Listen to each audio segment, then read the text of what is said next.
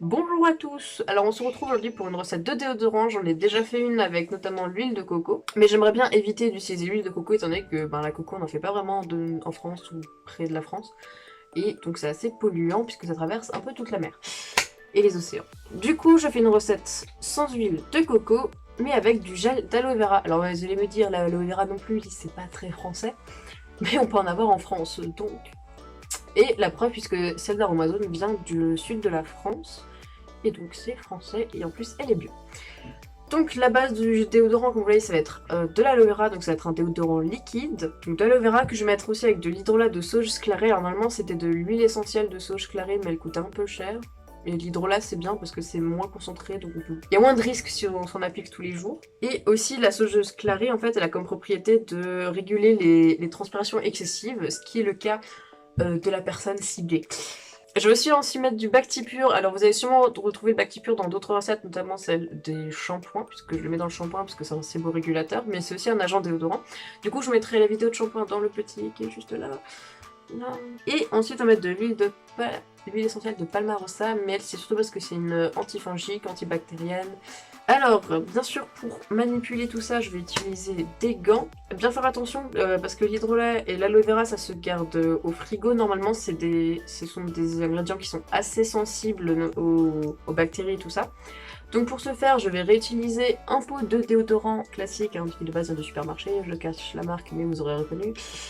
C'est un pot de 50 ml que j'ai donc lavé, là je l'ai bien stérilisé, justement parce que l'aloe vera c'est assez sensible, avec donc la boule juste ici et le couvercle. Donc pour ce faire, je vais avoir besoin de 40 ml d'aloe vera.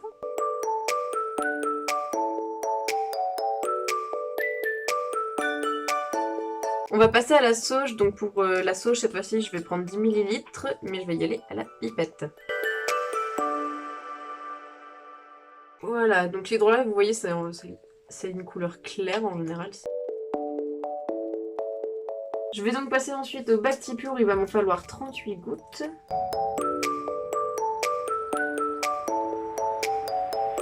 Et je vais rajouter encore 9 gouttes de l'huile essentielle de Palmarosa. Donc maintenant, ce que je vais faire pour pouvoir bien mélanger, vu que j'ai déjà tout mis directement dans le pot, c'est je vais refermer avec l'habit. En fait, tout ce que je vais faire, c'est enfoncer comme ça. Vérifier que j'ai bien enfoncé. Voilà. Et en fait, je vais fermer le couvercle. Hop, et voilà. Et du coup, maintenant, quand vous tournez, donc il y a un gel qui normalement fait déodorant. Donc on va le tester tout de suite.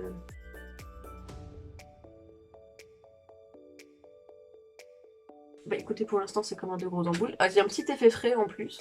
Alors c'est peut-être parce que mon aloe vera est encore un peu fraîche, vu qu'elle était au frigo. Oui, après, je pense pour être sûr qu'il se conserve bien, peut-être le garder au frigo. Et ça se garde un mois normalement. Alors il y en a quand même pas mal, donc je pense que tant que ça n'a pas tourné, ça va, tu vois.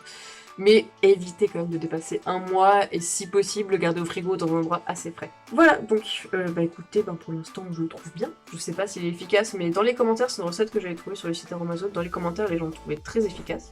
Donc on va voir. Je vous mettrai au pire mon petit avis dans la description. Comme la recette est aussi dans la description, avec tous les ingrédients sont dans la description. Sur ce, n'oubliez pas de liker, commenter et partager la vidéo, et à la semaine prochaine.